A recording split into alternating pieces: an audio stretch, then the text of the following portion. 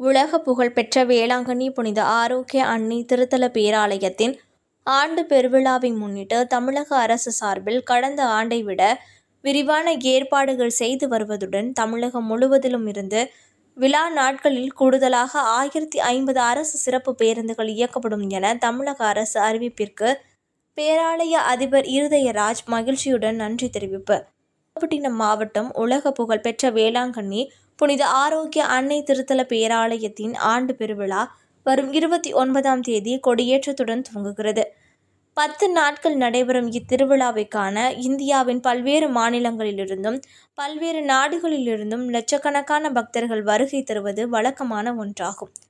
கடந்த ஆண்டை விட இந்த ஆண்டு கூடுதலாக பக்தர்கள் வருகை புரிய வாய்ப்பு இருப்பதால் இது குறித்து பேராலய அதிபர் இருதயராஜ் செய்தியாளர்கள் சந்திப்பில் கூறியதாவது: மாவட்ட நிர்வாகம் சார்பில் இதுவரை அனைத்து துறை அதிகாரிகளின் ஆலோசனை கூட்டம் 3 முறை நடைபெற்று இருப்பது மகிழ்ச்சி அளிக்கிறது.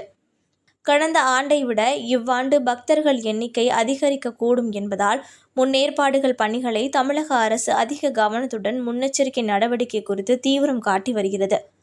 தமிழக அரசு சார்பில் அனைத்து வசதிகளும் செய்து வரும் நிலையில் கடந்த ஆண்டை விட கூடுதலாக தமிழகம் முழுவதும் இருந்து கூடுதலாக 1050 சிறப்பு பேருந்துகள் இயக்கப்படும் என தமிழக அரசு அறிவிப்பு வெளியிட்டதற்கு மனமார்ந்த நன்றியை தெரிவித்தார். இதுபோல் பல்வேறு மாநிலங்களிலிருந்தும் கூடுதலாக சிறப்பு ரயில்களை வேளாங்கண்ணிக்கு இயக்க வேண்டும் என ரயில்வே துறைக்கு கோரிக்கை வைத்தனர். பேரூராட்சிக்கும் நாகை மாவட்ட ஆட்சியாளர் அவர்களுக்கும் காவல்துறை கண்காணிப்பாளர் அதிகாரிகள் அனைவருக்கும் எங்களது நன்றியை தெரிவித்துக் கொள்கிறோம்.